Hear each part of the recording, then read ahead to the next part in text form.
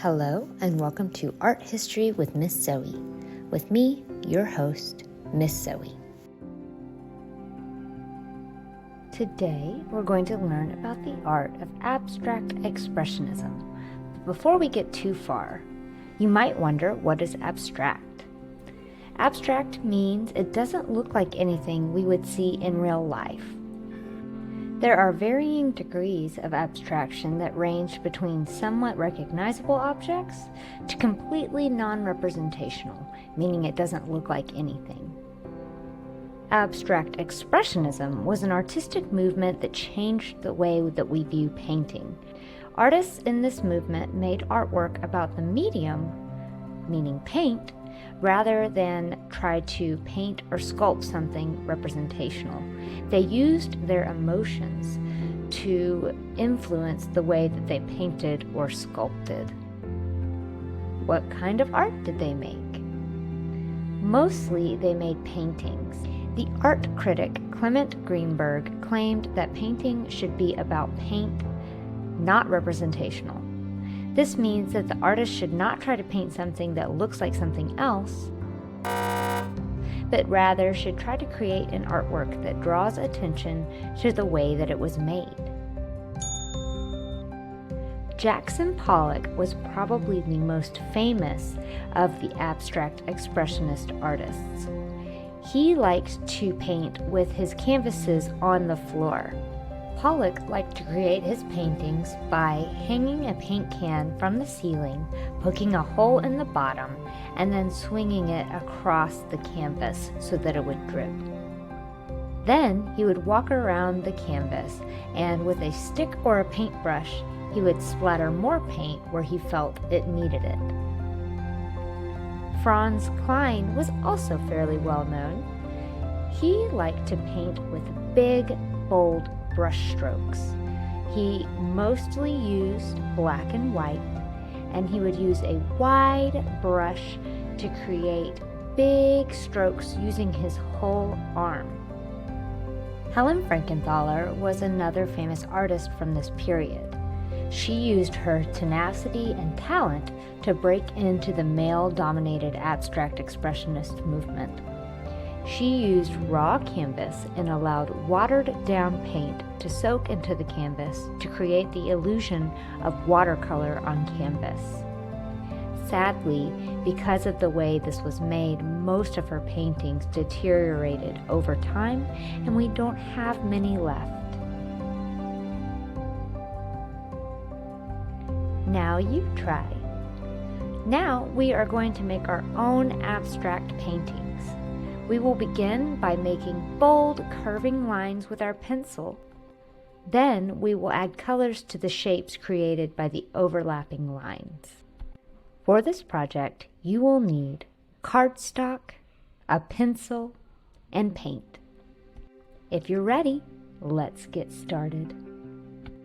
I began by getting my paper and my pencil, and now I'm going to start by drawing a big line across my paper. I'm going to add lots of squiggles, and then I'm just going to do that a few more times until I have a bunch of overlapping shapes created by these squiggly lines. Then I'm going to grab some paint, and I'm left-handed, so I'm going to put my paint off to the left.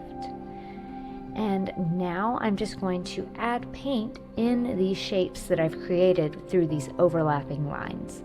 I chose a cool color palette, meaning only blue, purple, and green.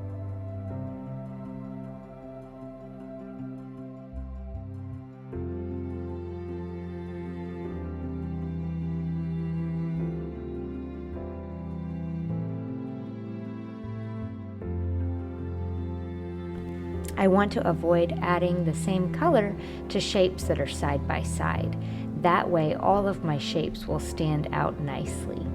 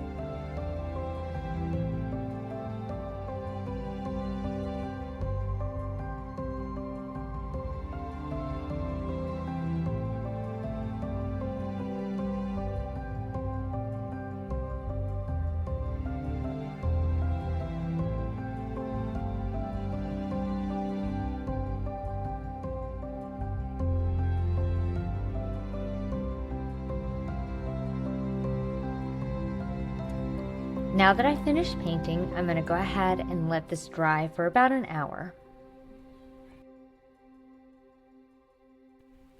Now that my painting is dry, the last thing I'm going to do is come back with a black paint pen and go over my original lines to make them stand out.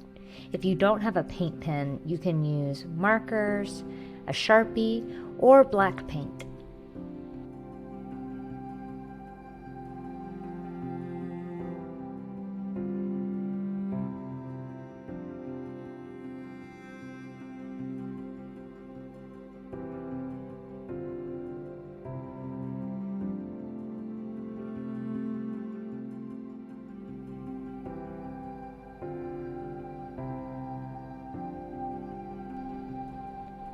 And that's it. I hope you enjoyed it. Thanks for watching, and keep making.